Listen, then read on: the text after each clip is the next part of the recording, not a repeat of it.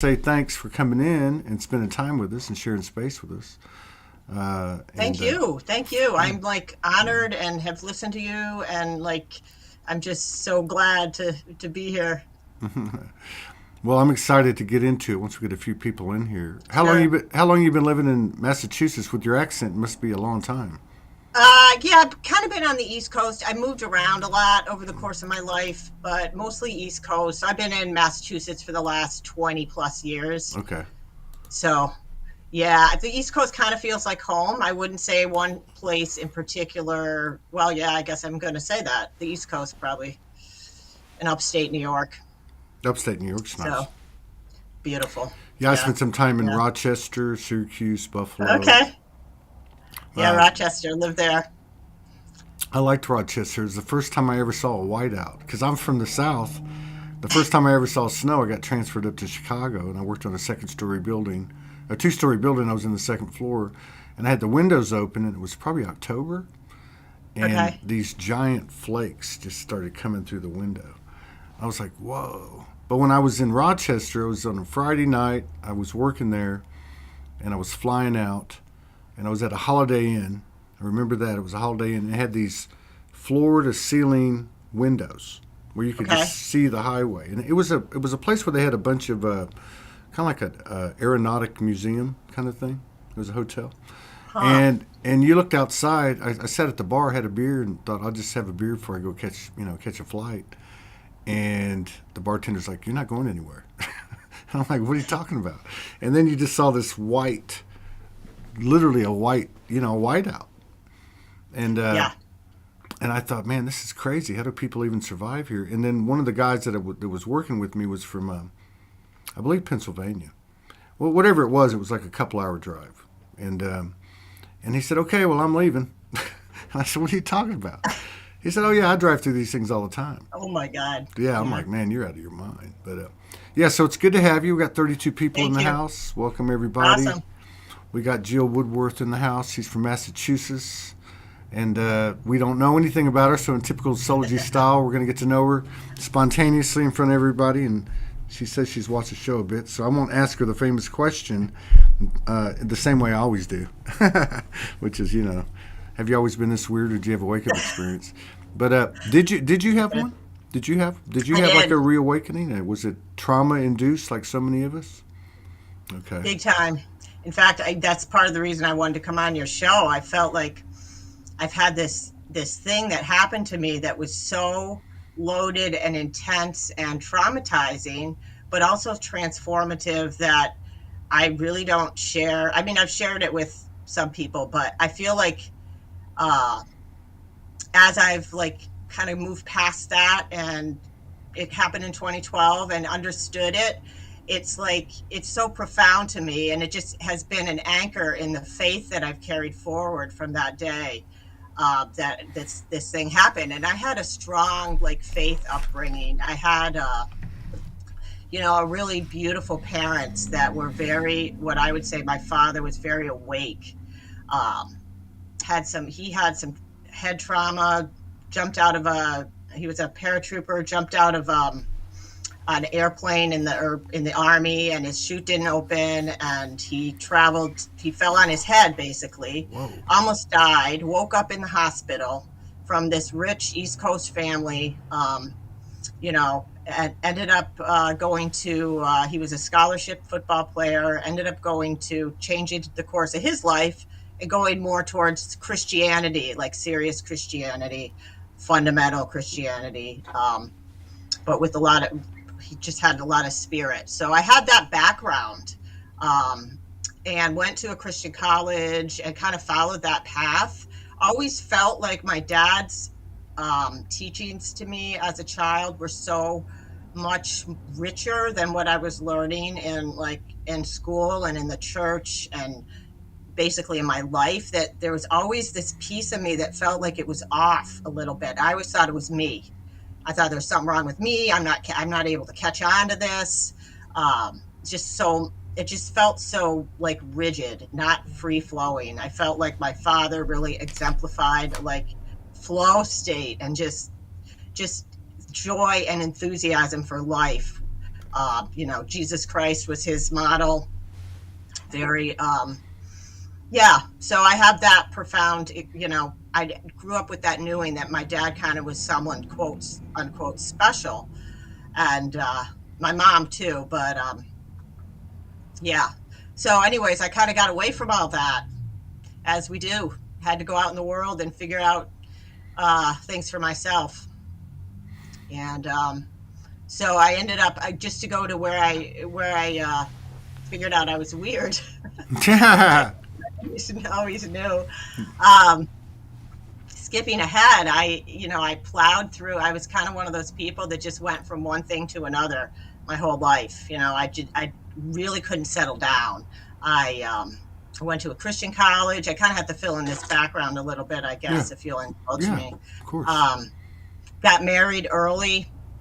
Pretty much never really had like the normal relationships growing up. My family moved a lot. One of the consequences of being with a dad that was so following God's will was that, he'd get in, probably you could define it too as a personality disorder, because he'd get into conflicts with people in employment settings and where people were treated poorly or whatever, would stand up. And it just, I don't know the etiology of the dynamics, but we moved a lot, and he always would get these great jobs, and we'd be doing okay, but then he'd have some kind of conflict, and we'd end up moving. So I didn't have the like, even though we always had plenty of money. Money wasn't, we weren't wealthy, but it wasn't like, I didn't grow up in poverty for sure. Right. Around a lot of privilege, kind of on the edge of that. And then going to the Christian college, meeting, really not dating much, feeling very, always feeling kind of outside the norm. The one thing I had though was running. I was really into running. Still kind of am. Oh yeah. That's Awesome. That's yeah. awesome. That's really cool. Yeah. So I'm trying to think of how to pull this forward ahead a little quicker. Well, you've already. It looks like you've already. Yeah, your soul, your higher self soul, already set you up. I mean, you're in a situation like you've described at home with this very important person or people, and then you're submersed into a Christian college. So this should be exciting to see how you break out of this. Yeah, the walls were pretty high.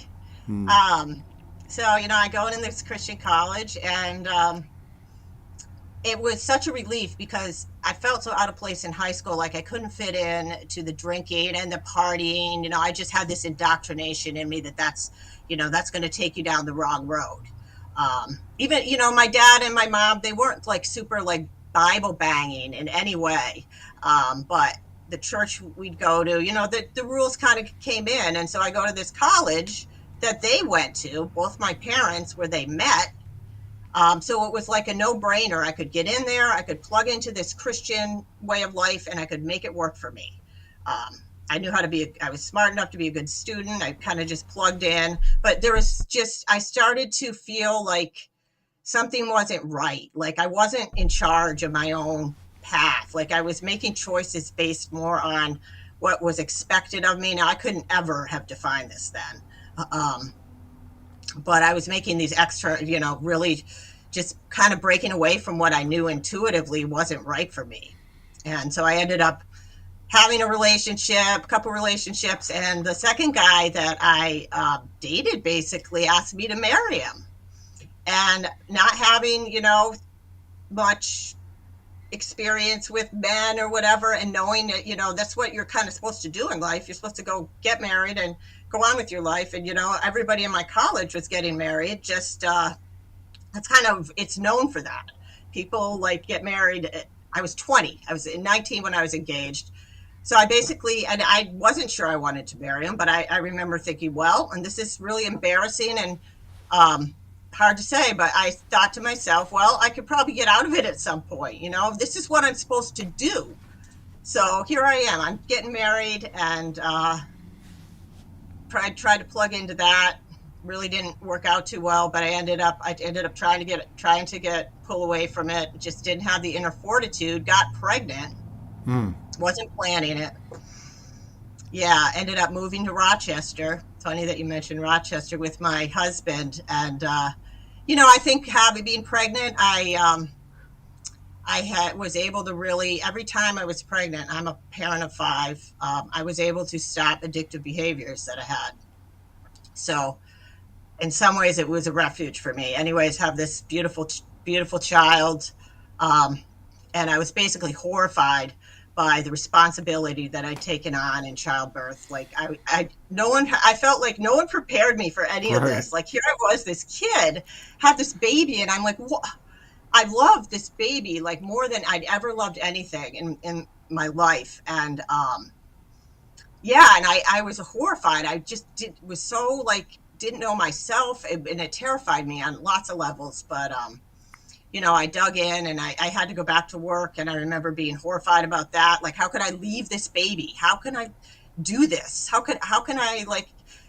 It just was so much for me, and ended up eventually kind of realizing that I needed to get out of that relationship. Got on some psych meds. Just really not facing myself, Yeah. when I look back. Or And, could be described also as being sucked into the matrix, which, when you think about it, yeah, everybody's been subjected to the same thing. Our stories sound different, but the rhythms of them, or at least of the people in these communities, in this community, seems to be very similar to yours. It's you go deep, and then the many of us also experience with psych meds, which is just a more of a, I guess, a numbing maybe. yeah. You know what I mean? So yeah, this is good. Let's keep going. Okay. So I felt like, yeah, the psych meds. My best friend at the time gave me this book, Listening to Prozac, which is talked all about Prozac and how this doctor, this psychiatrist, was saying like he was a little worried about how dramatic the changes were in people, and I was like, I have to get on that. That's what's going to help me. And it did. It helped me, but it just kind of put a band-aid on things, like you're Right. saying. It was an enable, and I didn't feel like I probably, if I look back now, I didn't feel like myself. I ended up starting drinking more, and ended up basically realizing all the stuff I missed out on going to the Christian college, getting married, and I went kind of buck wild. Going to What's that song by Billy Joel? Catholic girls start much too late. exactly. Oh Yeah, boy, yeah. my poor parents. Yeah, so I just kind of My cut poor loose. parents. I was this good girl my whole Yeah, life, and all of a yeah. sudden I just like took off and going to bars, and and ended up getting divorced and giving custody of my son to my ex-husband, Right. who ended up moving halfway across the country. And right there was just a huge, deep wound that I didn't even realize the implications of what I was taking on. Yeah, But I that's knew I couldn't do it.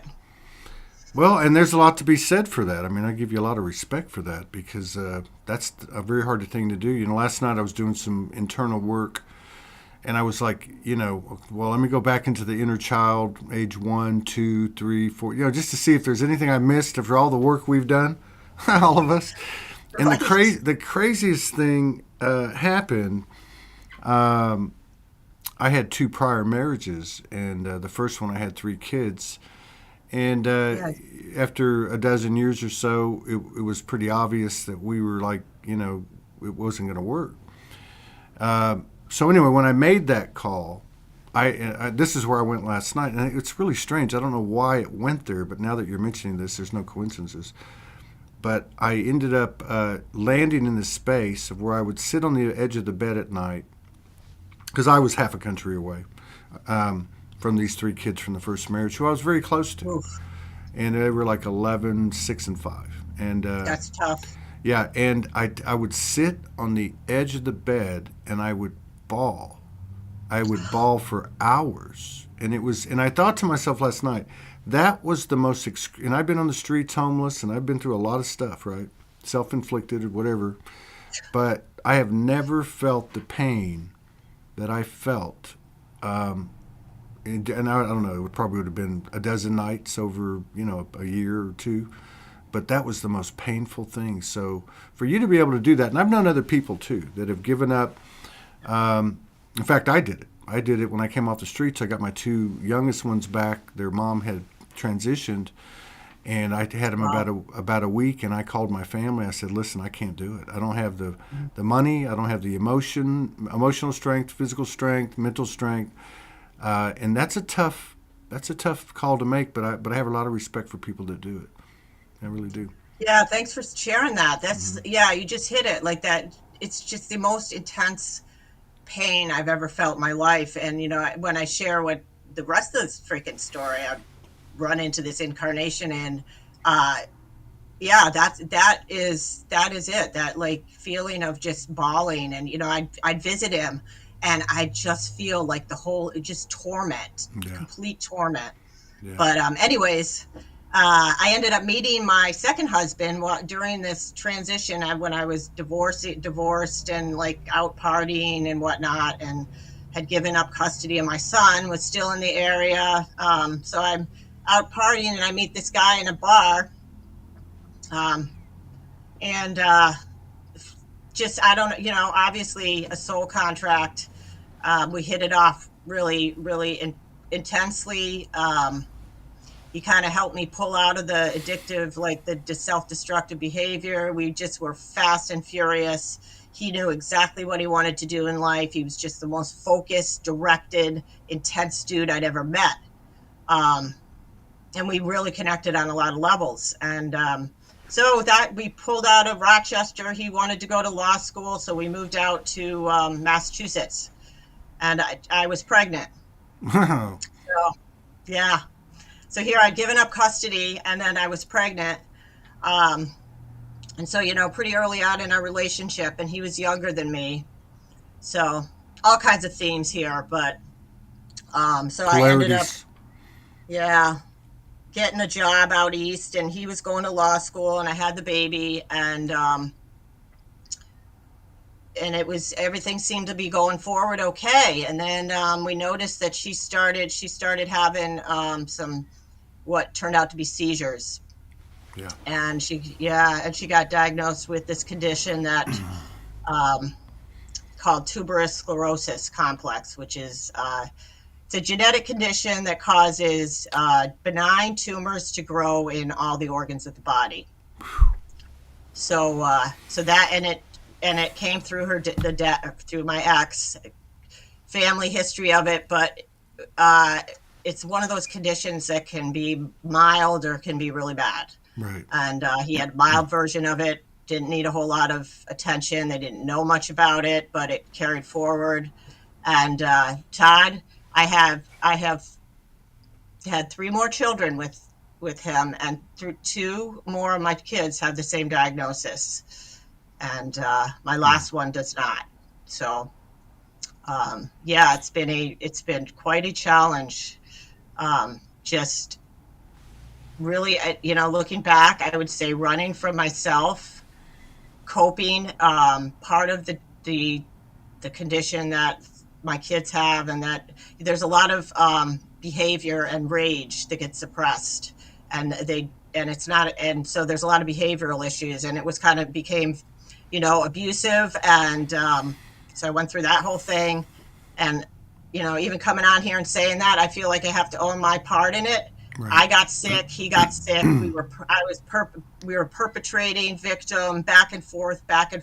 It was just one of the most, just really awful. Yeah. But we have these beautiful children that are just brought in so much light. I can't even tell you. I feel like it, despite the tragic circumstances in some ways, they're here for a reason, and we all are, as right. You know. And I just, anyways, that's a deep dive, and there's a lot of talk right now about the whole. I used to say the dance between the masculine and the feminine. Right now, it's more like I don't know if I'd call it a dance. If it is, it's not a dance I've ever seen, but it feels like just listening to the heart of what you're talking about, which is not warm and fluffy, right? I mean, there's a difference between the suffering and pain. Suffering is something we can learn to, I guess, kind of neutralize, but the pain is more of like a heads up. like a. But anyway, listening to the dynamics of what you're talking about, I think most every one of us have lived this, and I hope and feel that through testimonies like yours and other people that we're getting to a point where we're realizing that everybody's been subjected to the same conditioning.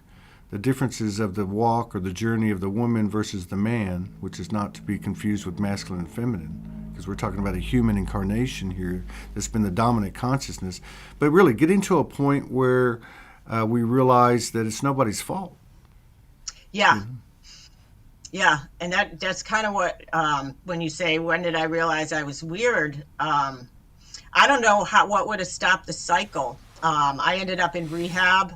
I ended up drinking a lot to just the pressures of managing this condition, just everything going on. Obviously, I don't really have to go into detail, but it was a lot, and so I was drinking and really just became really dangerous, and and we were fighting a lot, and I knew that it was probably going to end. The relationship was going to end.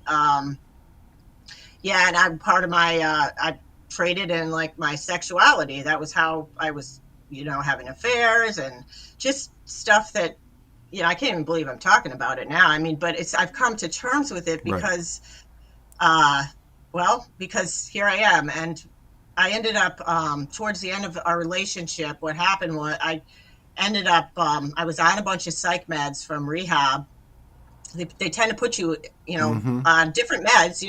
I was self-medicating one way, and so the system comes in, and I'm on but I needed it. I don't regret any of it. I really needed it. I got into AA and that fellowship I needed that complete sobriety, that just strict discipline, and that support. I'm so grateful for that because I really needed it, and it helped me be able to move forward. And but anyways, I was relapsing after I'd gone through rehab towards the end of my relationship. This is like 2012. Okay. I started using some cannabis, and it was actually kind of helping me.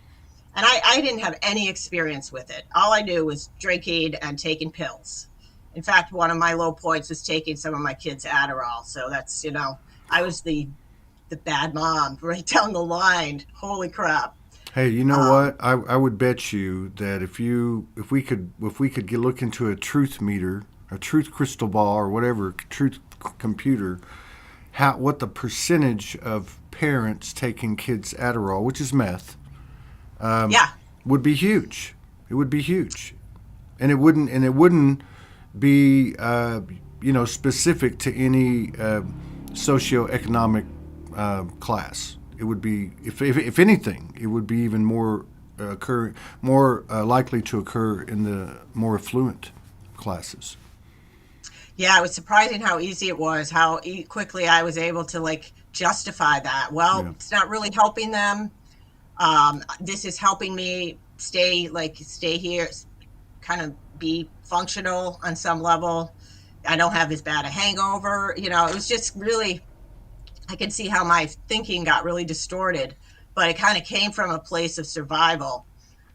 So I ended up, so this is what happened. I ended up taking some cannabis, and I was smoking with this friend of mine, and I started going out of my body.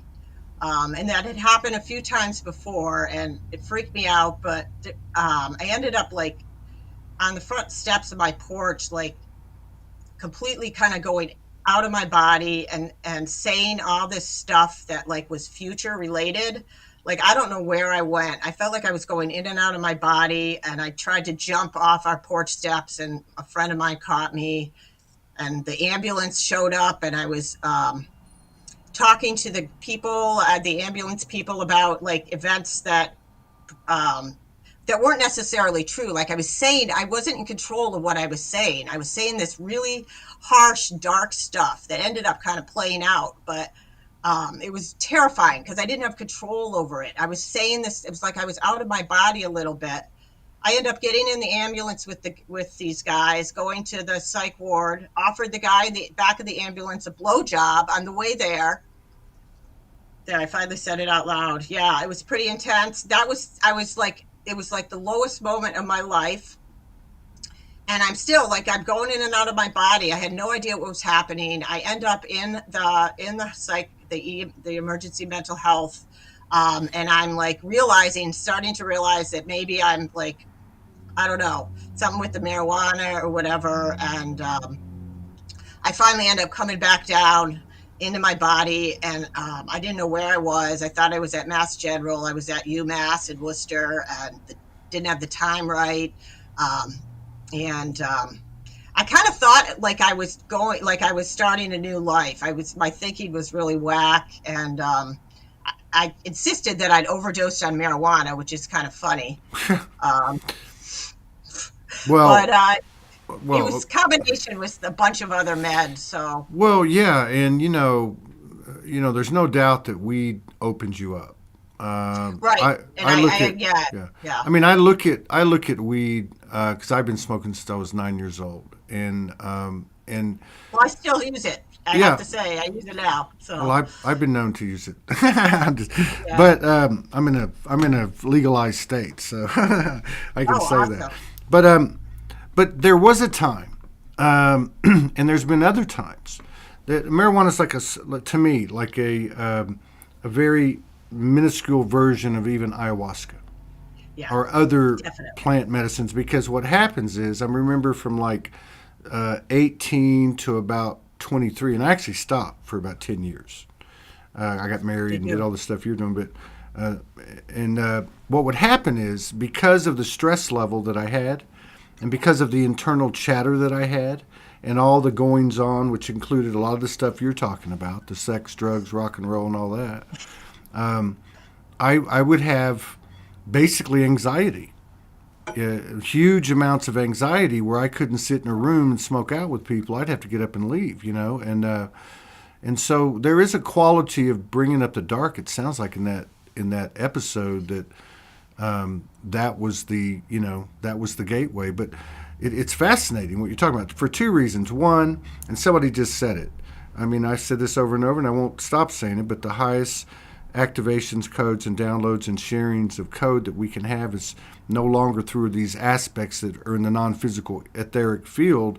They're in the human mirrors that we're looking at, that are actually us. So again, for somebody to come on here and speak about what you're speaking about, and I'm seeing a lot of this, people being able to talk about this type of episode in their life and not have a charge. They still have a little emotion because it was a huge part of their life. But to be able to do that, I mean, as open as I am, I haven't done it to the full extent, and I don't know if I ever could. I've talked about a lot of things, but so I just want to commend you for that. Now, the thing that's fascinating me in terms of the details, because I've obviously talked to a lot of people, but this is Yeah, pretty trippy. So you're on a porch, you're on meds, obviously, whatever's going on, you're stressed. You hit some weed, you open up, and you leave your body, but something's still operating your body, and you have no control. This is what you're saying, to include exactly. your ride to the hospital. Now you end up in the hospital, and you start to land. What happened from there? Okay, so I'm in the hospital and I land. I realize kind of what's happened. I see the faces of my ex-husband and who now is his girlfriend that was with him, that was my friend. You know, their faces, they looked like they hated me, like with this guttural hate that I'll never forget. And I had said stuff. I had been saying, like, oh, they're having an affair, or, I had just been making these accusations that at the time I don't believe they were true or anything. And I was just like spewing hate or spewing darkness or shadow on my way. So they wanted nothing to do with me. I'd been to rehab twice. They basically, I don't know. So I wake up to these unfriendly faces. I realize that this is a big fuck up in my, I'd relapsed. I'm in the ER. I'm like, holy crap, what the heck? I blame the cannabis right there. I was like, just, anyways, they released me, and I had to go back to a rehab program. But when I was leaving the hospital, I had to wait. I had to call my who's now my ex-husband, my husband, then on the phone, and I had to beg him for a ride home. I didn't have my socks. I think I had my cell phone. That's about it. I had nothing, none of my stuff there. He was so furious with me. We'd been at odds for a while. He didn't want to give me a ride home. I just begged him. So he came. on the way, while I was waiting for him, I had this light come. I remember I was sitting in a chair in the waiting room in the hospital, and I felt this like light just come and just encircle me. And just, I felt like the presence of God or source or whatever, in those moments, I will never, ever forget. I felt like everything was going to be okay no matter what. I knew I could walk through this. I knew there was a reason for it. And I just, that feeling, I think that was like my God moment. I knew from then on that there was a reason to everything that had happened, even though I didn't understand it. And it was pretty awful. And so I get in the car with my husband. This has just happened. And I'm like begging him. I'm like, oh, please just let me come back home. And so he lets me come home. I've still got 4 kids in the house that need me, that I'm the caregiver for. And so I come back home, and the next day I call my AA sponsor, and she comes into the house. She's this tough ass, like, I don't know. She was awake enough to hold space for what had happened. I'd called her. My family didn't want basically nothing to do with me. I didn't want to talk to my mother. I felt like I could go on the street, and that's was my next step. What I could seriously considered I was just going to go. I stayed. Was that 2012? Yeah, 2012. That was a good year I know. for so many of us. Yeah, I can relate to that. I can relate to that. Because that's how mine went. Mine was like choice, or well, taken away, and then had the choice to seek assistance from family. But rather than doing that, I said I'd rather go homeless than because it was too much distortion with those connections. Get it. Well, how did you end up working that out? So I ended up going.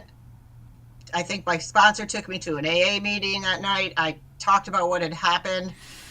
Don't relapse. But a friend there offered me to come stay at her house for a little while. So I stayed with a friend in the program, and I got myself, like, I realized that we were going to need to get divorced. I think that was part of was that part of the process? God, it's a little foggy. No, we didn't get divorced yet, but I knew I had to get more help. And this time I was ready. I was on my knees. I was ready to do whatever it took to, I think at that point, my kids were a primary concern. They're, I did not want to go through that loss of custody that I'd been through before. I was fighting, and we had quite a legal battle because I was newly sober, and my ex is an attorney, and it wasn't easy. But I ended up, eventually we tried to make it work. It just wasn't going to work, our relationship. So, but I came back. I came back home, and we did try to put the pieces together. I was in no state of like self-awareness to do it. I don't know where he was, but the damage was done, I'd say, Todd. It was time, that was the end of that but I had to get those kids because their medical stuff was because I loved them. And I just felt like I thought it would be too much for my ex to manage their care. Right. I mean, I think it probably, in a perfect world, I should have gone off by myself and figured things out. But I ended up getting a divorce and moving to an apartment down the road. Like, went down, and like I lived basically more in the white privileged upper middle class, beautiful house, whatever. And I'm living in this like tenement apartment building with my kids on food stamps and all the stuff, and just. I'm smiling because I went the same route. I mean, it was really. Yeah. Well, I've heard a little of your story, so I knew that I figured you'd hear that you'd get it. Yeah. Yeah, and that's crazy, In fact, I was in Worcester because, like I said, I was with Depot, and was a national guy. And so I had a long, fairly long, 10-year plus senior executive career with the 2 biggest companies in the industry. And then to go from that to welfare. That was that was the precursor to the wake up, right? I mean, Wow. there's a lot of humble pie on the path, and it sounds like, and because you know what I mean, and you can relate to this because you Oh yeah. find yourself in these situations, and like my higher self would tell me, you know, it doesn't matter if you want to look at this as a circumstance or a consequence. Either way, you got to take responsibility for everything that's happened, at least from this point and this point forward. So where you at and where you going, and it didn't make things any softer or less painful.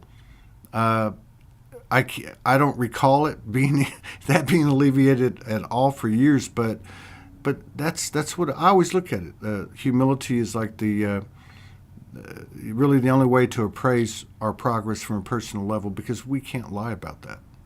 We really can't, because it hurts. Humility is a painful process. But yeah. So painful. So you move Yeah. into a tenement building with these kids that need extra attention, Yeah. and you're 2012, 2013, and this was your beginning of your ascent, would you say? Yeah, that's the beginning, really.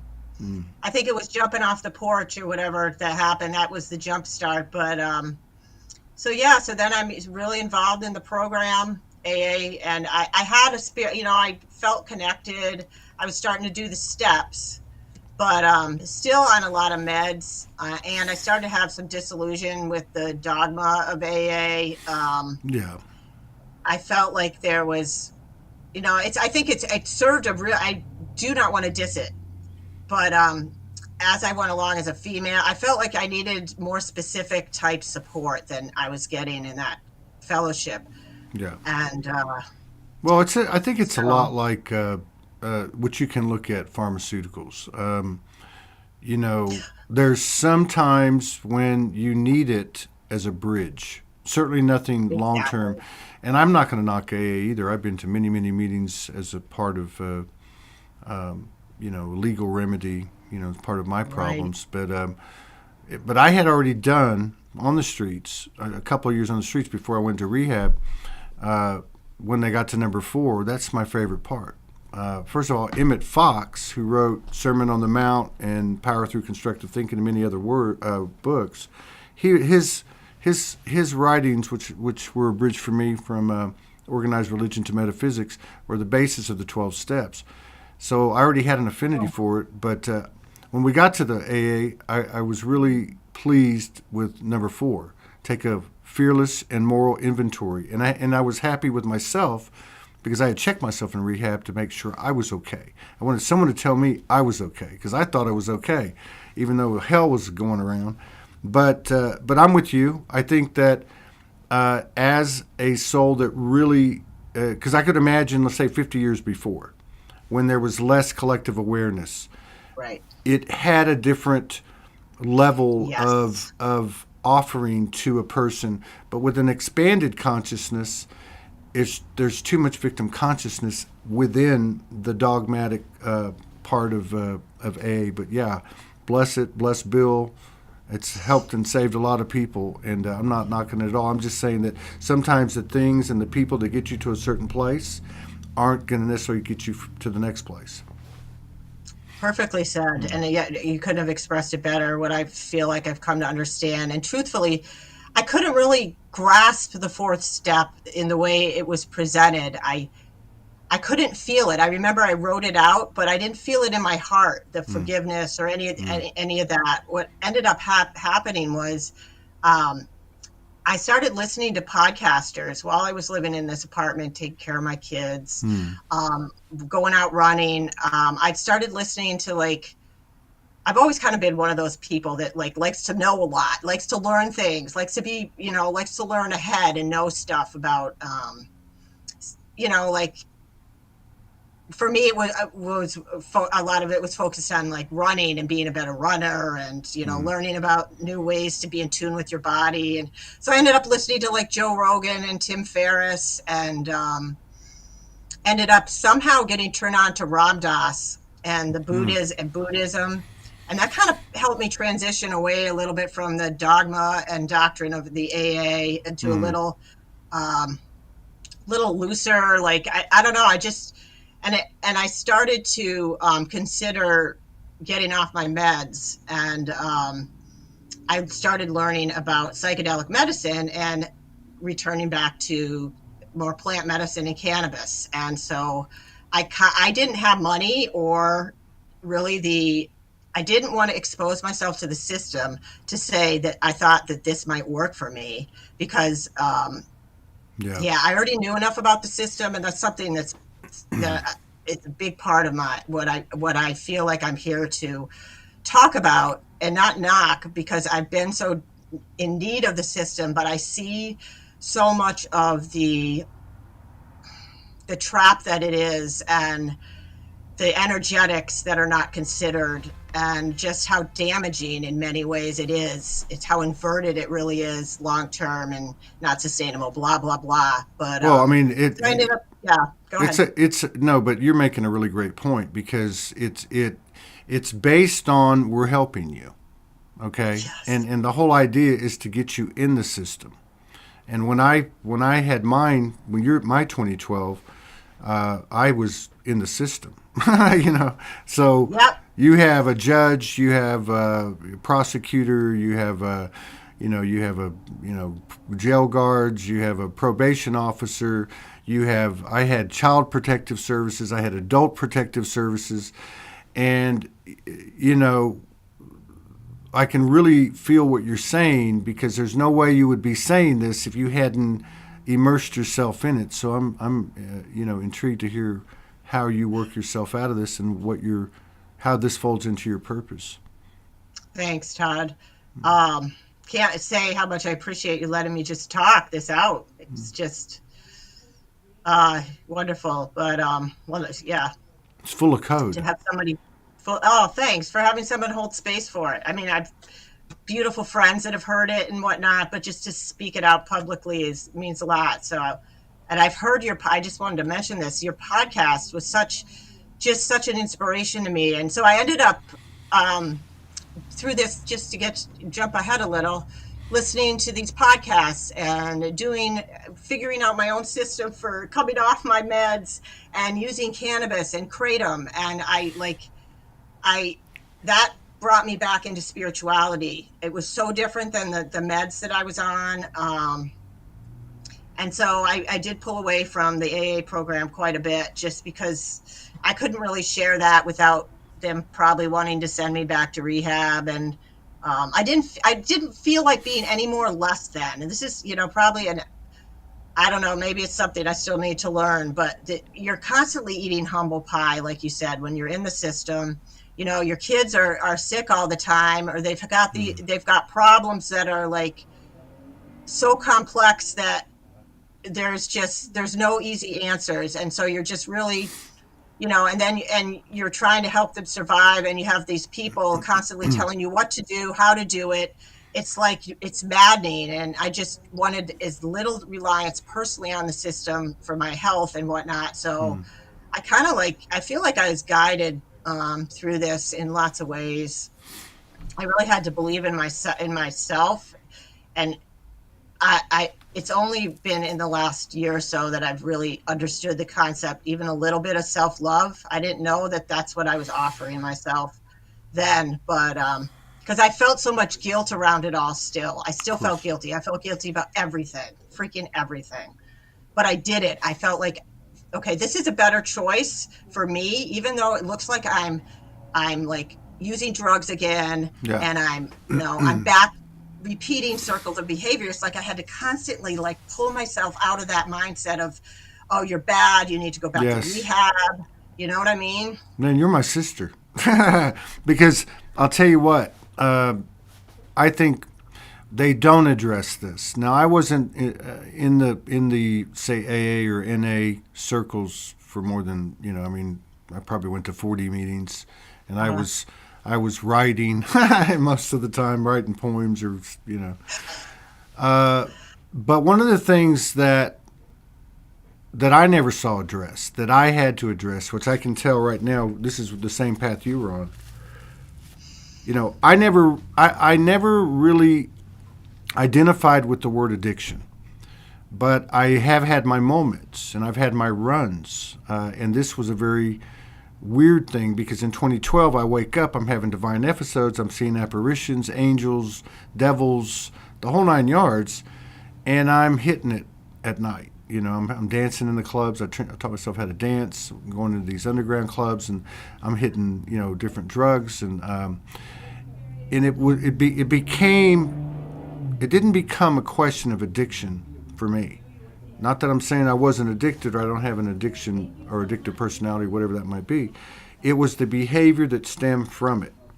And as I went into this abyss, this black goo, I started to understand that the repetition and the signal that certain things would set off in me, drugs or whatever, that I would go right into this behavior. And the behavior was based on my own guilt and shame. It was like a torture. Yes. So what I had to do many, many times in the first couple of years while I was on the street, and I'm finding the light at the same time, and I'm starting Soulogy, and I'm writing from the streets with a flip phone and as directed, is that I had to wake up in the morning and say, okay, so that was wild last night. No more never say nevers. Okay, that was the first thing went out the door. Don't ever say never. I'm never going to do this again. Never. Don't say that. I had to learn that, and then I had to learn when I went deep again. When I, whatever you want to call it, fell off the wagon, had a relapse, whatever you want to call it. I had to take care of it first thing in the morning. Like if I had to spend the whole day or 2 days walking, just going, I forgive myself. I'm not a piece of shit. I am not a father that's not with his kids, or whatever the case was, right? But I think that for you to bring that up, maybe somebody will grab that one day and really make that as part of their purpose, is to explain how big your ovaries got to be or your balls got to be able to pick yourself up when you've been literally in the pits of hell in the most despicable energies, and then wake up the next morning and have to continue your ascending path. And I can't even imagine it with having kids, especially kids with needs like that. So you're a warrior. You're a warrior. Thanks, Todd. Mm-hmm. So just to finish up the little bit that's left is I ended up listening to the podcasters and thinking, so my kids, are immersed. I'm immersed in their care, and I'm realizing as time goes on how much more this is going to require of me. Right. When a kid with like something that's a little bit off, they don't have profound disabilities. For instance, my oldest daughter's in a group home. She's got behavioral issues that tie in with her medical condition, and it's super complicated, but she doesn't appear to be, their path, like, it's really, people just don't see what's just a little difference can set you on a completely different path that the system only supports in one way. There's no variations for like a kid that's intellectually disabled, but can still do X, Y, and Z, but can't drive, can't fill out a job application, but still looks completely typical. Now, this is kind of where I am now. I'm trying to facilitate their launches into whatever capacity they can be in. And but anyways, while I was living in this apartment, I ended up starting this podcast because I felt really called to talk to the families that had kids with these diagnoses and let people share their story, because I felt like we knew the tragedy and the challenges of the kids' experiences, but I felt like if I hadn't had a chance to, I felt like it needed to come out. This stuff that we're going through, these right. traumas that we're living through, because that's where the path of the child and the also gets influenced is in the energetics of the parents. And there's just such a dynamic that I think that it's just profoundly showed me how important it is to address your own personal trauma, your shadow. Because if you're dealing with kids that, any kid, anybody, you just have to be so disciplined and emotionally intact, Yeah. because it's going to pull you in so many ways. And I still find that to be true. I can So feel that. letting these, yeah, I can feel that in your energy, and again, I can relate to it. So we have a lot in common. But yeah, because at the end of the day, the best thing you can do for them is to be as 100% spiritually healthy as possible. And if that doesn't fit for a period of time or even permanently with what is typical conventional wisdom or society's, you know, ethics, then that can be a battle. And I think that's what you're talking about. You're talking about, having the courage and the strength and the confidence within yourself and the love for yourself to take care of yourself first. Because yeah, regardless of whether you're cohabitating with them or not, and regardless of whether they're 5 or 40, uh, it still comes down to the same thing. And I think that especially for mothers, because there's just no connection bigger than a mother to a yeah, child, right? But I think that's probably the toughest, even more so maybe than being a wife. I don't know because I can't speak to that. But that's probably got to be the toughest label or role or stigma from the 3D to release because of the associated layers and layers to our ancestral lineage and our conditioned history of shame, guilt, and blame and all that, So, and to come out of a Christian environment, especially, so that's powerful.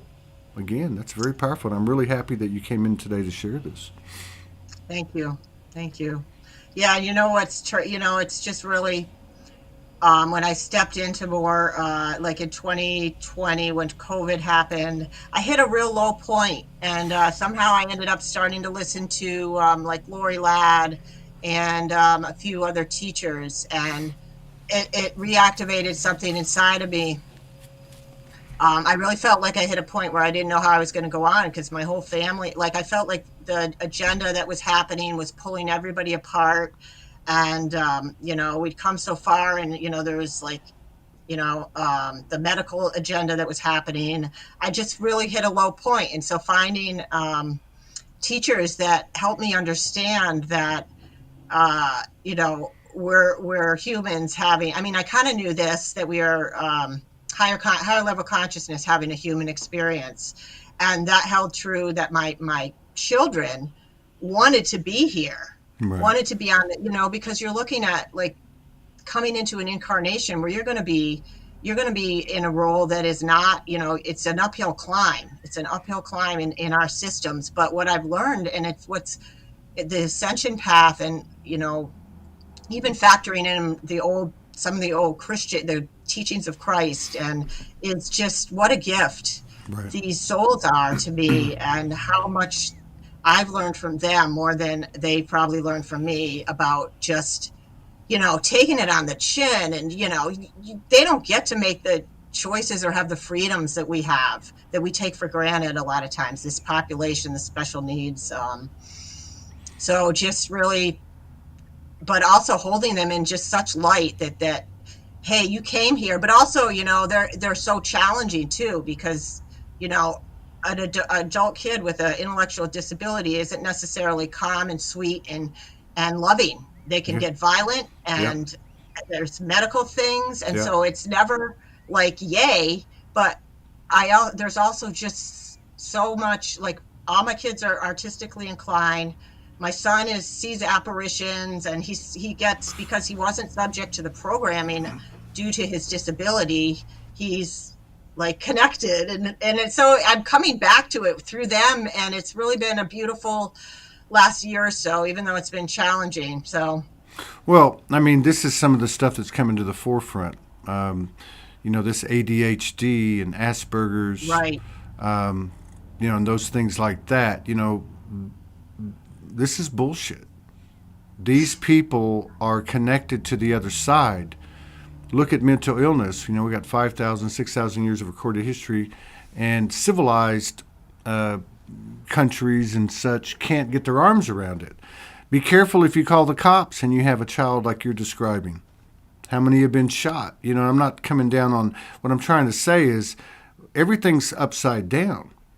Absolutely. These people that have been, my second wife was diagnosed with a couple of different things. No need to get into it, but living with her for 12 years, I also received validation of what occurs on the other side and was able to have experiences or begin to have experiences of what might be on the other side. These people are revered by the Aborigines, the indigenous. They were allowed space. And if you think about it, this is the same kind of dynamic that we have today with children. If you look at children, and especially like a lot of these young children coming in now, the ones that are being allowed to just be and just roam, they're not going to have the conditioning when they hit 8 years old and 9 years old and 10 years old. They're just going to say, I'm not doing that, right? It doesn't feel right. So I believe ADHD, Asperger's, these are not afflictions. These are not something wrong with people. These are actually accentuating the future. Because I was even talking to a friend of mine a couple of days ago. We have a couple of what you might call quirky friends by other people's standards. And I was just talking to him and I was saying, it's amazing to see them in this environment where they've been accepted for the first time, like at a Soulogy Fest or, in the Soulogy community, where people aren't looking at them as strange and they're actually seeing the value of the intel and the coding that they carry. So I think that these types of people, many of them that I refer to as like ETs in a human body, which if you look at a young child or a child like you're talking about, that's what they're exhibiting. They're more there than they are here. So what we might see as a challenge to them personally through their human experience really is no challenge at all, because their field of presence is where it should be. It's right in front of them, But yeah, I think we'll start to look at these people that have been labeled this way, and also like the friends I'm talking about. We're going to very quickly, in my opinion, we're going to start looking at these people a whole lot differently, because they have incredible information, and now they're reaching a place where they're being able to not be self conscious. And that's how you thrive. That's what we try to do here. If you can go into a place where you're supported and you're not ashamed or embarrassed, and you're okay with it, you can be who you want to be. There's a lot of power in that. I was reading. Rick Rubin is a white guy from New York City that was a producer that kind of started hip hop as a mainstream kind of thing, right? And he's very famous, and he's worked with Johnny. Yeah, he's worked with Johnny Cash, and just all the names you could imagine across the board. And somebody asked him, "What is the perfect environment for a creator?" And I thought, this will be interesting. And he said, to create a space that's special, that's sacred, that when a person walks in, they can be whoever they want. They can walk in naked. They can just do whatever they want, because what comes out of that, what you might call energetic encouragement or whatever it is where the real genius expressions and the real channels occur. And I feel like that's what's occurring overall on the earth, and in many cases it's involving people in situations like yourself and those people that have young children, where they're allowing them that space. I can't, like, I was at my son's IEP meeting, and we've got or it's not even, I don't even know if they call it that when they're over 21, but you've got all these players, all the teachers and the other people. And I'm looking at my son, and I'm like, wow, look at all those people here that you got here to listen to you or to learn about you. They're the ones that are teaching us, like you're saying. It's just, I see that they're exposing the cracks in the system. They're saying this isn't the way to have a human life. People are circling the drain of despair. And I feel like that's like the parents of the special needs. We get stuck in, it's such a hard place because you're forced to live with a lot of guilt, shame. You're forced to choose between a rock and a hard place. And if you realize, for me, realizing that my kids, and we chose this, I mean, and that people don't want to hear that, especially in special needs. Fuck you, excuse me. Just say whatever you want. This is Soulogy. Okay. I love when these No, women don't drop say that. F-bombs, then I don't get as many messages. Because they do it. No, they don't do it. I don't get the messages anymore. Nobody really says anything anymore. I'll try not to. No, it's fine. Yeah, it's funny. I like it. I It's like cool. the sailor. It's real, though. It's Anyways. real. Hey, this life has created a lot of fuck yous.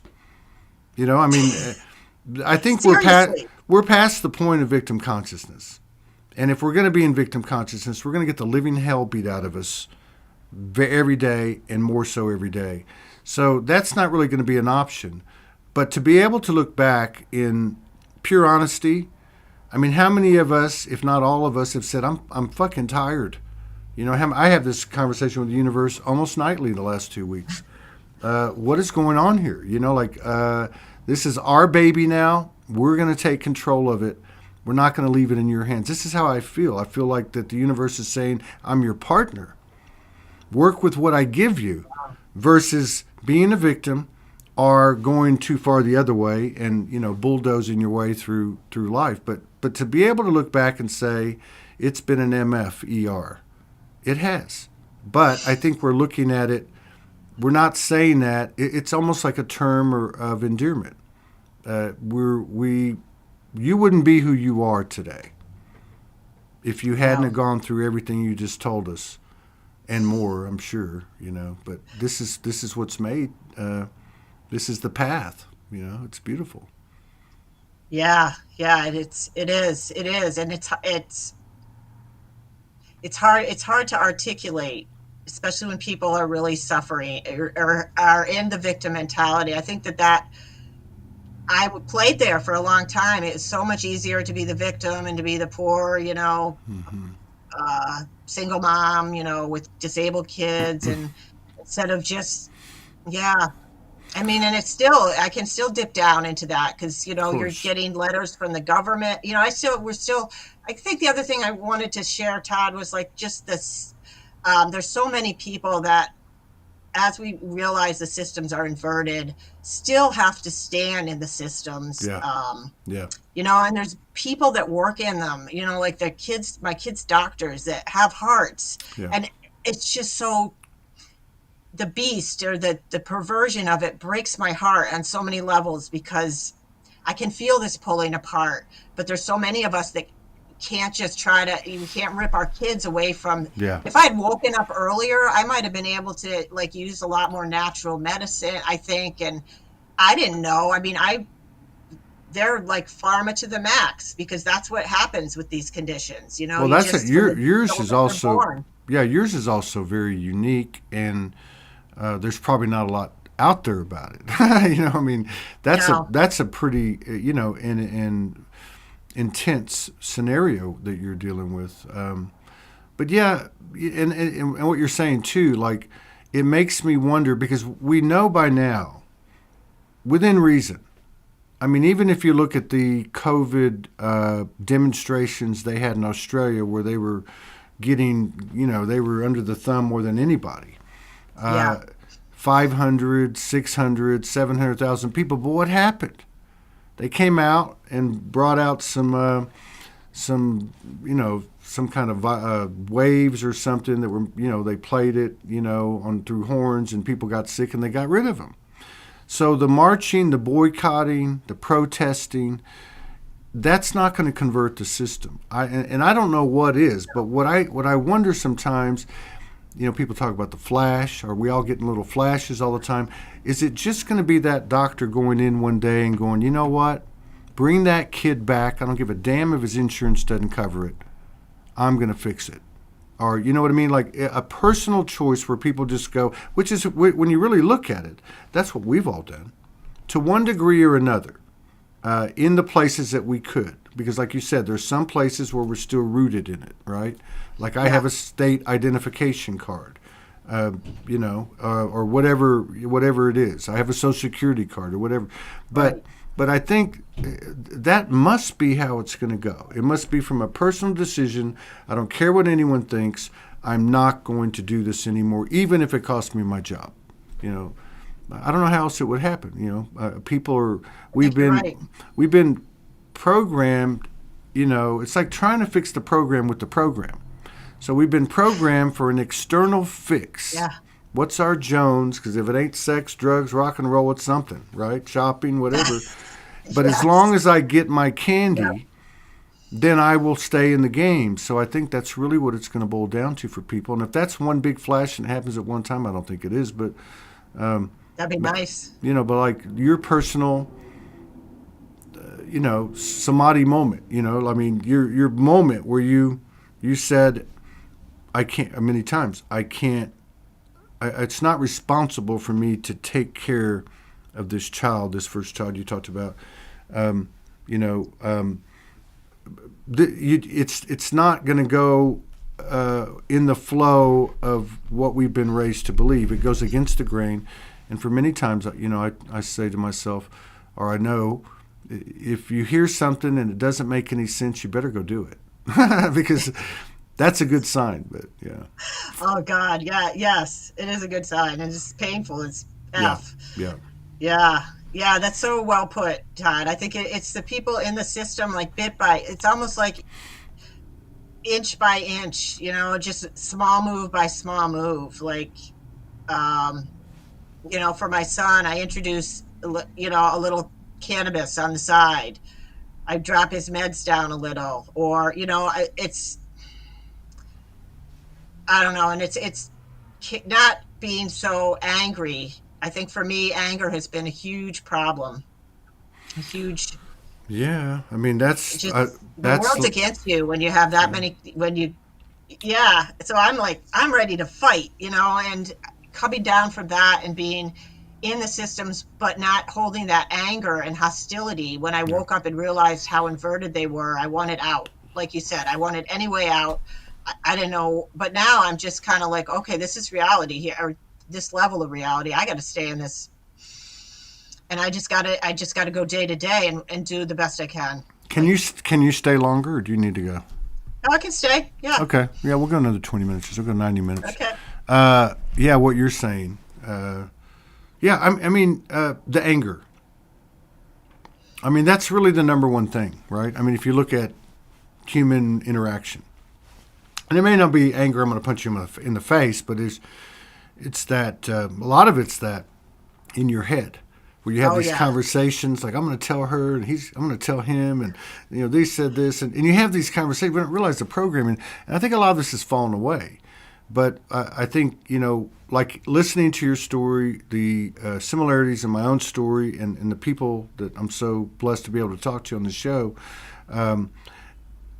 that's nuts and bolts, human, boots on the ground. That's probably the number one thing that we could take control of and responsibility for that would alter our lives immediately. But it's probably the last thing, as we rip these identifications off of ego, that we want to give up, because it's like our Linus blanket. You know what I mean? Yes. But like, oh well, they did this to me, so I can do that. It justifies that. And I had this, and I talked about this on a previous show a couple days ago, but like in the last 7 to 10 days, I got that so clear. Like I got it so clear. It didn't matter what comes at you. It is your choice as a quantum thought creator to engage that. And if you engage that, you're perpetuating what's been going on this earth. And there's no ifs, ands, or buts. Live with it. Own it. Change it if you want to, but if you don't bitch about it, because it's you doing it. And so I really got that. Like I never understood the Jesus turn the other cheek thing, right? I mean, in a way, but like at some point, if someone crosses the line, that you can't just turn the other cheek. But now I get it. Turn the other cheek just simply means if you want to engage it, go right ahead. But the advice is not to. The advice is to go another direction, which is more vertical, in the vertical field than the horizontal old human field. Right. Right. That's, yeah, really well put.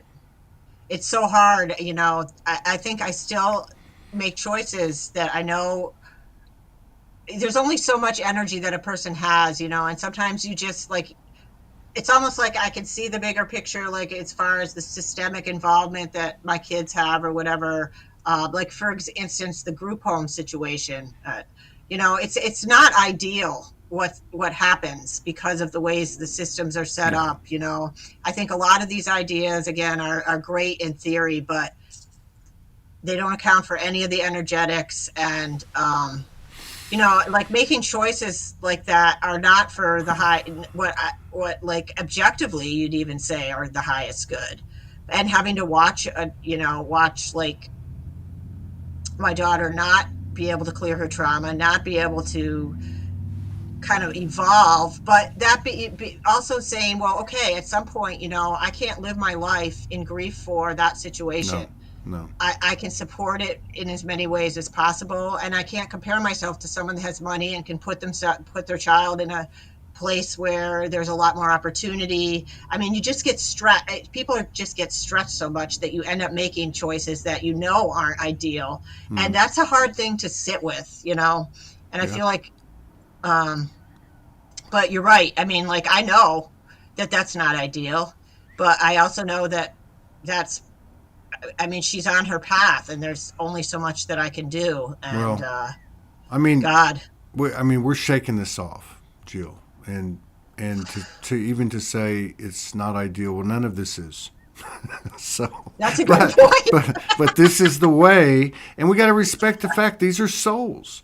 And again, Yes, I have to yes, go to bat, and I know you do, but I'm just saying I have to go to the other side here and offer a different perspective for please. these type. No, I'm not talking with you. It was what we talked about Oh, earlier, but like with these with the term ADHD, with oh, the right. term schizophrenia, chronic depression. I mean, these things are very, very real to the people that they're happening to. Oh, But yes. they're exacerbated by this realm. And so this is where we get drawn in, right? So then it becomes a fight. And then, so really the only thing to do, and it seems to be the only thing to do in every scenario, is to step further into your own power, is to release self-judgment. And not to mention the fact, this is what I was really going to say, if you just take your daughter as an example, this person's field of presence, which we would all love to have, right? Because what do we struggle with? We got our mind out here, or we're in the ethers, or we're worried about the Ukraine or COVID, or you know what I mean? Yeah. These children these people are illuminated in a way that we just haven't been able to see. And Yeah. they're doing their version of grid work. They're doing their version of energetic work. They're affecting all timelines and dimensions. This is just their state in this particular. So beautiful. Yes, you just got it. That's what I was trying. Yeah. Well, Yeah, because like I I think of mean, my daughter, and she's got a light that's just she yeah, affects everybody, even though she's yeah down and dirty sometimes. She's just got a light, and there's something about her that there's so much more. That there's something else. There's other stuff going on. So I substituted teaching one day in my early 20s. One day, that was it. And but they ended up putting me in a special needs class, and I spent the did they? entire day, 2 4-hour shifts, working with what was probably like maybe an 8-year-old, 9-year-old, 8-year-old kid who was on the spectrum, pretty serious case of autism, and all I was trying to do was teach him how to put pegs into holes, and it was one of the most exhausting things I've ever done energetically, not even understanding energetics at the time. But at the same time, I think we ended up going from no holes to 2. And it was such a trip to see this kid just absolutely overflow with energy and a smile and just light, and it shook me. It was just like, whoa, I could never work this way every day, but that was an amazing experience. So yeah, they have a lot to offer.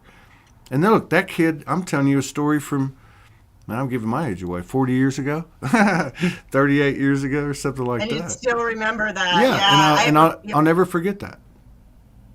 Yeah, it's interesting you say that. I have to share this little bit about. So I did this podcast, and I had a friend of mine ended up working with me, and I'm interviewing people that have kids with this diagnosis, and that ends up being really depressing to a certain point. I realized that, and I hope to word this without coming off as judgmental, but a lot of the nonprofits that are associated with these conditions are tied into pharma.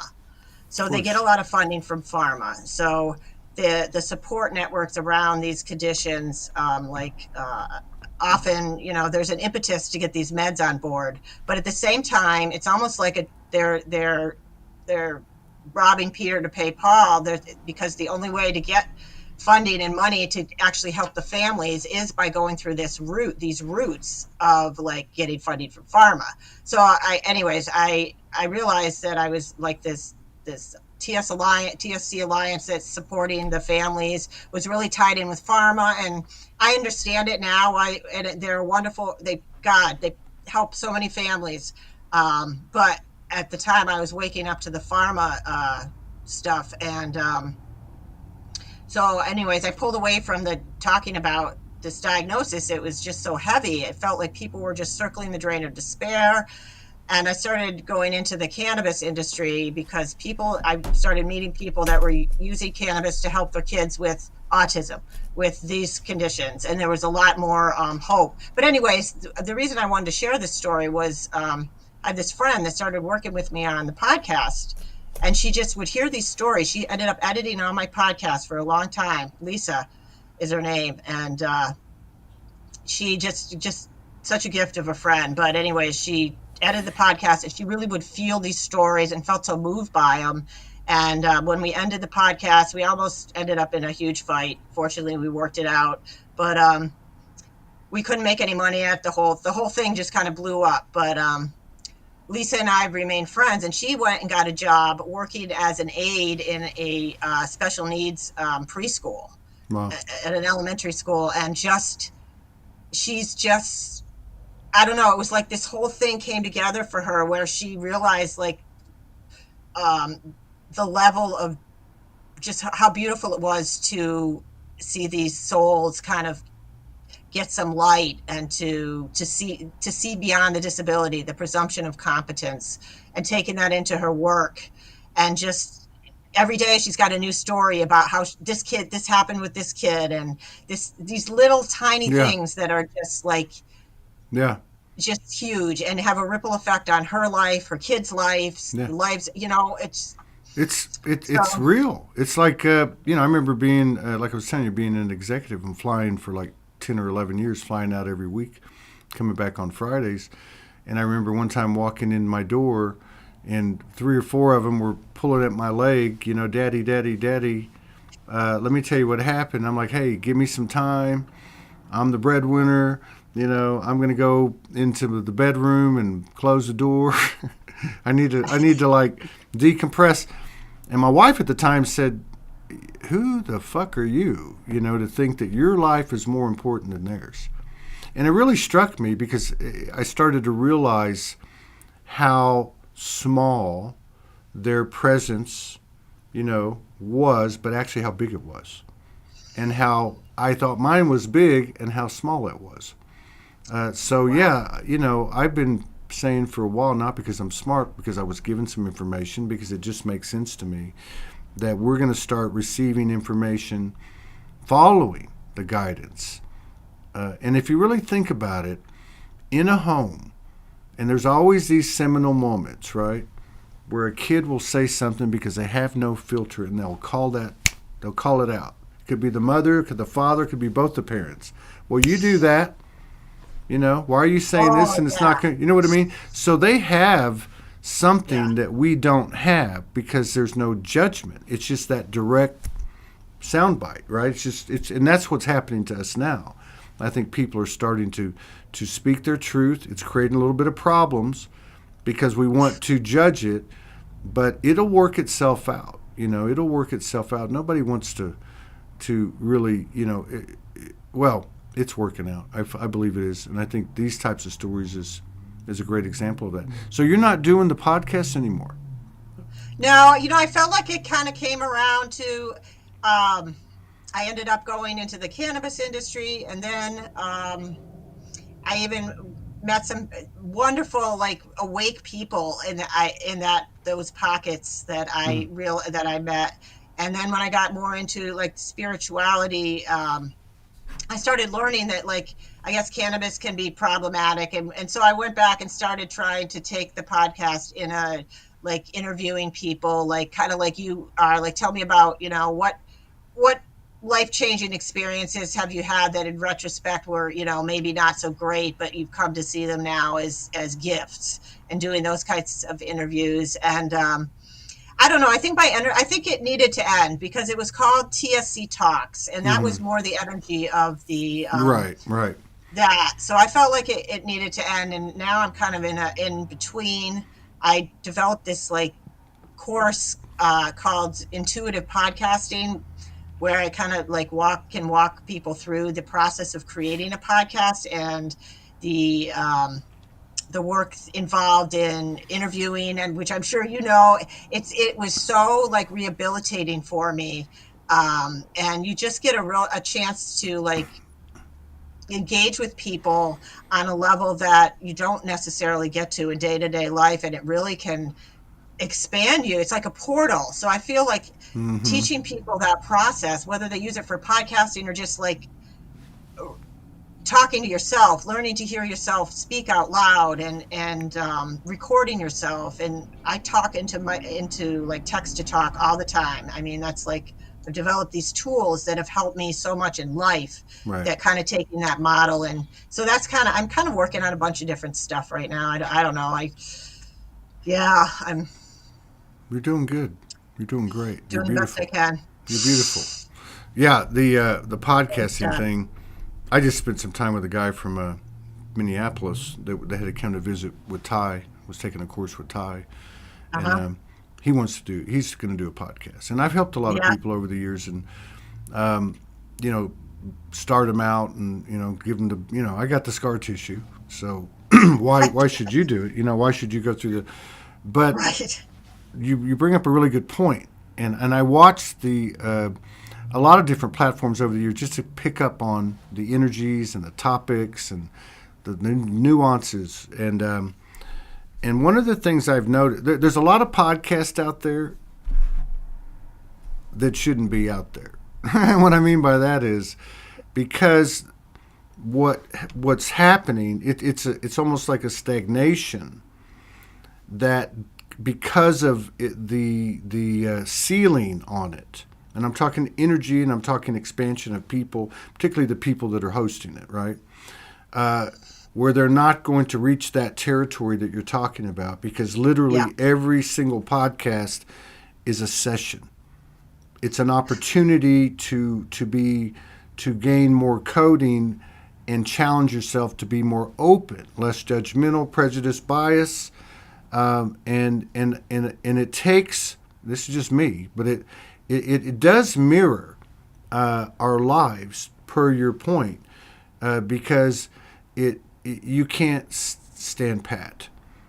I had periods where we would go, well, we're not going to do any marketing or promotion. They got plenty of platforms that can do that, but it was other things. It was like agenda or egoic. Over-identification with egoic or something. But as time's gone on, I realize it's inevitable in this podcast, and it's inevitable in life, that there's no one we're leaving out. So at some point in the life of my soul, and preferably in the life of my human, I'm going to break bread with everybody. So I've been putting out feelers with people that we've disconnected with. No bad words or nothing. Just, whatever. There's so much telepathy that's been there for so long. But again, back to your point, just to kind of sum it up, that there is obviously information and everything that's presented to us or that's put before us. Podcasting is a big vehicle today for people. And I don't think it's the words or the subject. I think it's actually the heart opening, the level of opening in that atmosphere, because it's actually teaching us something. It's like a tuning fork, and it's aligning people. And I've said this for many years. Just get the phone out and turn it on and go live and tell us how you make enchiladas.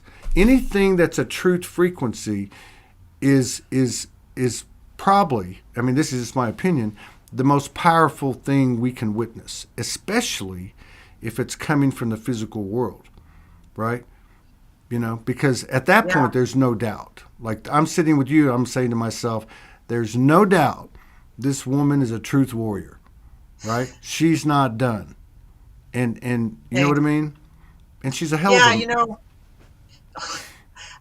So I started just talking. Like, every day I record most days I record a little video from the perspective of a special needs mom talks about, I'm the one with special needs, basically. And I just share a little, like, 2 minutes about what's going on, something that has hit me, that either involving, I try to make it more about my experience, not about my kids. I felt that was part of it too. I don't want to forever be talking about them. Right. They're older now. They don't want this, So, yeah, but you're right. It's just feeling that ability to share authentically and engage somebody in a conversation that is going to expand the both of you, right. And not selling it. I felt like, there's so much pressure in podcasting to, get the advertising. I just couldn't. Yeah. So, well, your podcast inspired. I'm like, that is just the perfect podcast. I love it because you up level with every, you take some code like with every episode. So I really. But I think your point, you're like the point of, and thank you. I think your point with the parallel of it, right, with life. Yeah. Because show up. If you're angry, be angry. If you're sad, be sad. We're all going through so much too, and this is the thing. It ain't even about the personal experience because we're all getting bombarded. I'm on here a couple of days ago with a guy from Australia, and I didn't know the guy. And he wrote to me, and so I went to his page. And on his page, I saw that in the last few months, he had met his divine partner. She had been diagnosed with cancer. He was with her till the end. He gave her a beautiful transition. He had a phenomenal transformational experience with her, him, and those around him. And I was just moved by it. So I was already like, wow, this is going to be a great show, Yeah. And then, of course, the energy had kicked my ass the previous 2-3 days. And I show up, and I'm just about to fall apart, And I've got literally, and I don't even know why. I got tears forming in my eyes and people sending me notes. A couple of people sent me notes and said, thank you for showing up and being vulnerable. See, but this is what I'm talking about. Not because it's me. I'm talking about people not remove the mask, drop the wall. It's not about being cool or I can do this or I can do that. That may have been a very strong part of our transition, but at this point, fuck that shit. Okay, we had an ET come on. We had an ET come on here 3 or 4 days ago. Adam Marquez, who's been in the Soulogy community for a while, he speaks a language that very few people can understand. One of the big comments that you'll see with him is they'll say, "I don't know what the hell you said, but it resonates." Well, he came on the other day, and again, it was intuitive, telepathic. And I really loved what he said. It was the best show he'd ever done, in my opinion, because it was slowed down. More people, or maybe we're catching up, or whatever. I don't know, but it was more understandable. But one of the things he said, and again, I take everything as a metaphor, and this goes to what I just said. And I know I was being funny using the F word, but this is where I'm going with it. he said that because he's one of those people that kind of captures the events that are occurring as they're occurring. Like you could say like a ascension weather vane or something like that. So he says we're all connected now to our highest self. Okay? And the only thing that's above that is the central sun, and it's actually the same frequencies of the central sun. Now, he's explaining the energetics of what's happening on Earth, and of course, in the linear physical reality, it'll take a little while, right? Yeah. So he says all of the stuff in between the human and the highest self is cleared. It's gone. That means your angels and your this and that and all that. And not that it's gone, it's part of us. But it's no longer there to create differentials between us. Oh, well, you can channel Mother Mary and I can't. I see. Okay, so all of that goes. All that coding that we needed to get to this point is now irrelevant, and we don't need it. So that's why I say F that. Because now we're all on the same level, and if we're not, we can sure live to that, right? And I think that's what's going on now. So everyone is the star now. And that's another thing, like with the podcast, is I never used the term podcast until you started, but that's the thing. Yeah, I guess show. Yeah, like, I mean, watching like you mentioned about the money thing. I mean, this is not an easy gig, and so we could easily go, oh, let's call David Icke back, or let's call this person or that person, but it's very, very, very, to me, there's no two ways about it. These are the people that will be on this show, because these are the people that make up this world. It's not the Jay-Z's and the Beyoncés. It's not to take anything away from anybody, but these are the people that we need to hear, right? Yeah, I'm right with you, and I think being like almost like, I don't want to say proud, but the traumas and the dirt and the crap that we went through, why be so ashamed of it? Right. I think that's what and the real people that, I just can't, I don't want to say that I can't stand the falsity, because that means it's in me too. But it's just, your podcast or your show it just speaks to me of just like exactly what I personally have needed to hear. Yeah. I've watched you and while I'm making dinner, and it's just, I just resonate with almost everybody that comes on, and it's like you call out a level of authenticity that's just beautiful. It's rare. I think it's, I mean, this is my personal opinion. I believe what it is it's a consciousness. It's not really me. Maybe I'm one of the stewards or something, but it's actually the vortex created by the people. And it's that space that Rick Rubin was talking about in the Perfect Studio. And I think you just said something else too. Part of the reason that I visit different platforms and just pop in is so I can neutralize my charge, because it does upset me, but it doesn't upset me the way it did 6 months ago, because I can see more perfection in it all and judgments leaving. But there's something there for me. There's something there for me if so-and-so who has clickbait titles and gets 2,000 views in 1 hour, and I'm looking at it going, what the fuck is this? I mean, like, this is old school, the fire and brimstone, and the boogeyman's going to come get us, and Nibiru's going to come drop a bomb on us, whatever, right?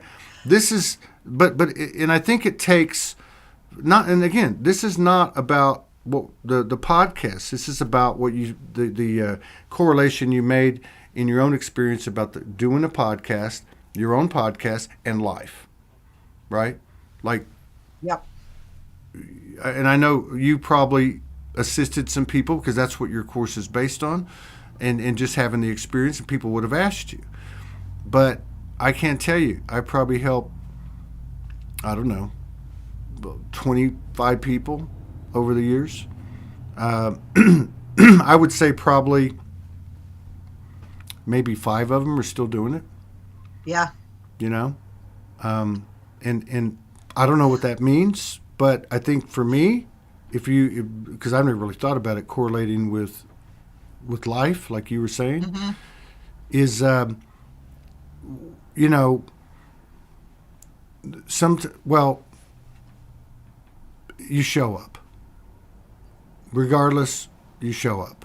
And that's probably, if I can say anything about myself, which You is show not up. really, I just learned that you're better off showing up because the energies are going to still come and kick your ass.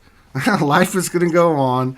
And through that, because of that, I had no choice but to cry when I needed to cry, get angry when I needed to get angry. But again, it's not what people say; it's what they're exhibiting.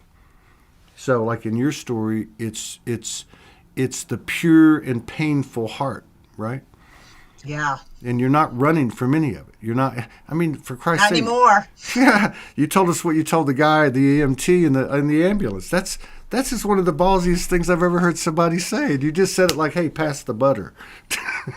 It's just taken me so long to be able to even, first of all, tell somebody that. Second of all, say it out loud. But It's liberating, isn't it? whatever. But It's so liberating. it's empowering. It is. It is. And see, I'm I like kept you. it all as a dirty secret. I felt so ashamed and beat myself up for it for so long that, like, for no reason. I'm a human being too. I'm here as a human being, and that's what happened. Yeah. Yes, it is. And believe me, I've done far worse than that. Yeah, well, there's other stuff. I was going to say, I'm sure you have too, but Yeah. yeah, Oh but my you know, God. I mean, it's like, and you're right too. There's another takeaway. You are a human being. We came here to be a human being. And I've talked about the last couple of nights. These I call them council meetings, but not like other people. Like I went on a ship. This is my crew. I created them. That's so There's cool. 6 feminine, 6 masculine.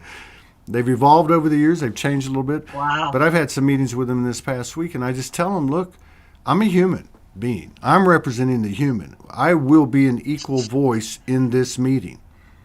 And nothing. I have veto power. Now, whether that's a good thing or not doesn't matter to me because I'm down here doing the work and my brothers and sisters are too. So we will have a voice. If I have a dream and if I have a desire, don't give me some metaphysical, new age bullshit. Okay? Yeah. Because I'm here. Boots on the ground. I want to have this experience if possible, whatever my experiences may be. And in the meantime, we're going to pick up our lunch bucket. We're going to go to work like we have every single day, but we're not going to do it in an imbalanced state. And we're the ones that make that call. That's why That's really spaceships. important. That's I why think to say spaceships. Yeah, that's why spaceships aren't landing, taking us home. People say to me, and maybe they're there and maybe they're not. I don't really know, and I really don't either. care because if they're there, so what? And if they're not, Yeah. so what? Because if they're there and by all this time they haven't landed and something's going on. In fact, I wouldn't even trust them. How do we know the people that control the mainstream media aren't the same people that control whatever technology's in the sky? We don't know. True. This is about us. We're the ones. We are the universal. Period. We are gods and goddesses in blue jeans, and it's fucking weird, but it's true. And if it's not, we'll Yeah. go down swinging, right? That's right. Yep. Yeah, we're the boots on the ground. Yeah, down here doing the slogging through it. That black goo that we're Yeah. standing up and pulling out of, and yeah. Well, I had something else, but I can't think of it now. It's totally lost. this happens. I got to say, I travel all over the country, and every part of the country, you see certain attributes that are fairly unique, right? And it could be an accent, but it's more than that. It's more of a like a makeup, like a personal makeup that's regional. And like to me, that area that you're in is, it's a really powerful. It has like an old flavor to it, and people are like we're going to become. They're just direct. Yeah, You know, people are more direct out east. Yep. they're very They- direct, and they Not just, always as nice. yeah, but you know what? At least you know where you stand, right? True. Yeah. So, Yeah, I so remember when I went to the Midwest and I came back. I was so glad to be in a Boston cab, being hearing the guy go off on yeah, who knows what. yeah, yeah. I had some experiences So, of there. We had there was a restaurant right down there in Worcester where our office was, and I love lobster. I love seafood, and it was it was, I think it was one lobster for $8, two for 14, and wow. three for like 8. Well, this was 2002, right? Oh, okay, yeah. And I'm a big tipper, and we would go there every day for lunch. And it was like, what was that old show, Alice, and the waitress was Flo? You know, it was just Oh, yeah. this smart ass, Yup. belligerent, That's cool stuff. dry. And I had to force myself to give her a 20% tip every day just because. But I didn't realize that was just the way it was. There was nothing meant by it. It was just the way it was. Yeah. And then you fall right into it like a chameleon, and you're like, oh, this is cool. We can sit at the bar and throw insults at each other. Right? Yep. Yeah. Pretty much, yeah. So, Yeah. are you you think you'll be doing a podcast again? I don't know. I'm not quite sure. I'm Yeah. I'm kind of in a weird space where I'm trying to figure out what my next steps are. I'm putting together a website. Okay. It's going to be jillwoodworth.com. Hmm. Whether I do like kind of, I want to say like advocacy. I don't want to say counseling, but kind of pointing people towards resources, having conversations. I have through all my travels through this podcast and stuff. I have tons of resources for Right. for healing tools and just Wow. I don't always retain everything, but I can point people. So I don't know. I love podcasting so much. I'll probably go back to it in some way, whether I'm helping somebody or, I offered to work with my son's. He's in a program for, kids that kind of fall out of the school system, and Mhm. they give them a lot of work related skills. I thought it would be a great place to give them some confidence, let them teach them to Oh, that would interview be somebody. cool. Well, that would Yeah, be somebody cool. that they're interested in. So that kind of creative podcasting, like using it as a tool to engage with the disability population, and in a way that empowers them, gives them some, they just don't have as much. Well, I shouldn't say that. From my perspective, they could use a little more joy, and Right. trying to find, whether that's through the process of interviewing someone they're interested in, or talking about Hess trucks. I don't know. Yeah. It's a great idea. It's a great idea. Yeah, What a fun, also a fun tool too for young people like that, and really, what you're talking about is the disaffected. Yeah. Yeah. And so who are we, right? Like I Right. always say, crazy's not crazy anymore. This is where all the crazy people hang out. But the crazy population's getting really, really big now. So It's why really not? big. Yeah, why not take it to a pocket? Where you have a scenario like that. But yeah, I could just see kids lighting up. You know what I mean? So Yeah. I wish you the best, and I'd love to collaborate with you Todd. again. Maybe first part of Absolutely. next year. And yeah, you're really Sounds good. you're very inspiring and a very beautiful soul. And I just want to say thank you very much for the work you're doing on behalf of humanity, because you are, and we all are. And I think we need to recognize that in each other. And I really appreciate your candidness and your openness into the intimate, parts of your life. It's very, very powerful. Thanks, Todd. Thanks for holding space. Okay. Love your show. Thank you. Peace out. We'll be back in an hour and 15 minutes with somebody. Can't remember.